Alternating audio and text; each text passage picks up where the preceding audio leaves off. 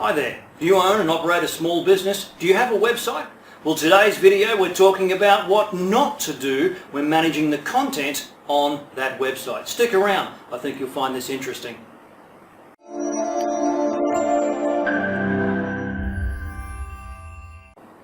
G'day. My name is Paul Bars from paulbars.com. Thank you for taking the time to watch this video. Just a quick one today. I wanted to do a roundup of some of the common problems that I see when people come to me saying, Paul, can you help us with our website? We need you to help us upgrade it, to make it work better, I guess, is that area of specialty that I've fallen into. Not getting the sales, not getting the conversions, not getting the traffic, whatever it is.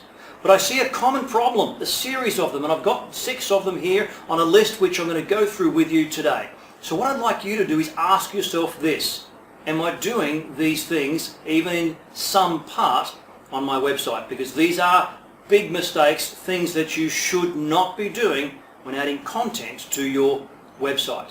Number 1 on that list is adding thin content. Now, thin content is a term from an SEO expression meaning the smallest possible amount of info that we can to hopefully have some kind of result.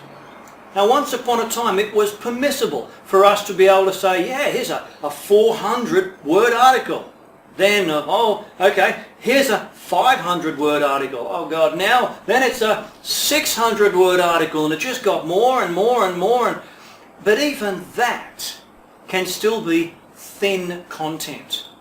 What I think you should be doing instead is looking at the content on your website and asking yourself this: does it answer the questions of my visitors, my consumers, people who come to me looking to learn, to know something? Does it answer their questions, and then does it also help them learn what else they might need to know about the topic? So usually it's questions on a page and then more information on a topic. See, that's not thin content. That's not the simplest, smallest thing possible for hopefully some kind of result. Thin content has no place in today's internet business world. Not from an SEO point of view, and certainly not from a consumer user experience point of view. Number 2 on this list of things not to do when adding content to your website is to copy other people's content. Now, I know you'll think, duh, that's bleeding obvious, but you'd be amazed how many people still do it.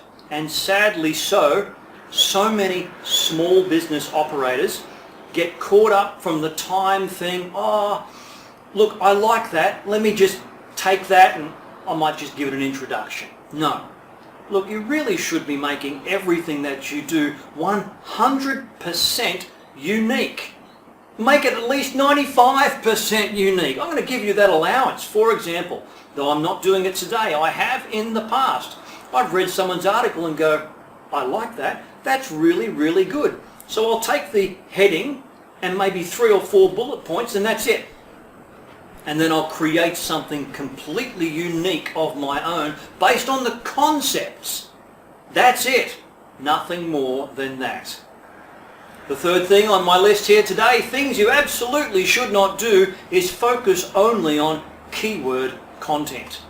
Now, once upon a time, back in the wild, wild west of the WWW, what we did was we did our keyword research, and we went, yes, I like this, good search volume, and we created a page on that. We went, make sure our keyword phrase is in our heading. Make sure it's in the URL. Oh yes, and we needed a button here, and oh yes, and the link here, and don't forget the H1 and first paragraph, second paragraph. Oh, and italic and bold and underline, and oh my Lord, really? That's old school technology. Absolutely should not be doing that anymore. But still, some people focus too heavily just on that keyword phrase for that page. Really, think back to what I said just a moment, the thin content. Not just what they want to know now, but what else they also might like to know. Dig a little deeper. You'll include your own keyword phrases on whatever you're talking about, because if you're not talking about it, no good for the user. Yeah? But you'll also include more information about the overall topic, and that's useful information.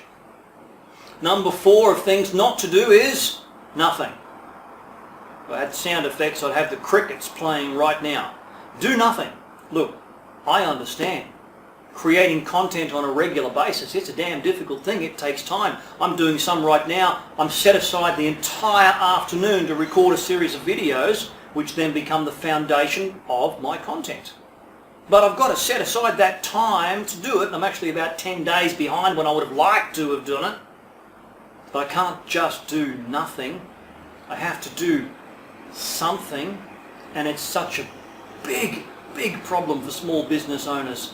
Oh, I can't do it. I don't know what to do. I can't do videos. Did I say you have to do videos? No, but you do have to do something. So important. Number 5, things not to do. Publish rarely. Oh, you can't just, doing nothing is bad, but doing almost nothing, it's just as bad. There's not much difference, really. I want you to set up a schedule, an actual schedule. Maybe it's going to be once a month. You'll set aside 2 hours and you'll create some content for the next month. However long it's going to take, you must do it. I tell my own coaching clients when I'm working with them that they need to set aside 30 minutes. The first 30 minutes of every single morning to work on their content for the online side of their business. Oh, I couldn't do that. Look, I've got to just be honest with you here. As a small business owner, micro business, whatever it is, if you cannot afford to take 30 minutes out of your business to work on your business, you're doing something wrong. Seriously. 30 minutes off to have 30 minutes working on? You need to do that. You need to find a way to make it happen. Do you have to be writing an article every time? No. Do you have to be recording a video every time? No. You could just be doing research for what comes next. That's okay. It's preparation. It's something you need to do. Make it a habit. And lastly on this list, number 6 of things not to do. Oh boy, you've seen this. I know I've seen this. Publish poorly written articles. And I'm going to use the phrase here, Asian or Indian English. It's just not the same. Too many people are outsourcing their article content creation. I'm talking the whole thing to Asia, to India or other countries where, I'm talking here for my Australian sort of business owners at the moment, where English is not their first language. They have never studied in an English school, and just because you think they speak it and they can type it, it's not the same. And your readers will hear it. It's usually grammar. Poorly worded grammar. And not just poorly worded, it's Asian English. It's a different thing. It's a whole new ball game. So while you may be able to get them to outsource some of that foundation work, you need someone here back home, wherever you are, England, Australia, Canada, New Zealand, Australia. I think I said that twice. Yeah, I live here. I like it. It's a good place. Wherever you are, you need to have someone proofing that and tightening it up and making sure it's acceptable for your marketplace, your country, wherever you are. Okay? So that's a short list. 6 things what not to do when adding content to your website. Hope you took some notes, had a listen, got a few ideas. I hope so. Thank you very much for taking the time to watch this video. Come and join me again. I'd love to hear and get your feedback. My name is Paul Bars from paulbars.com. See you soon. Bye-bye.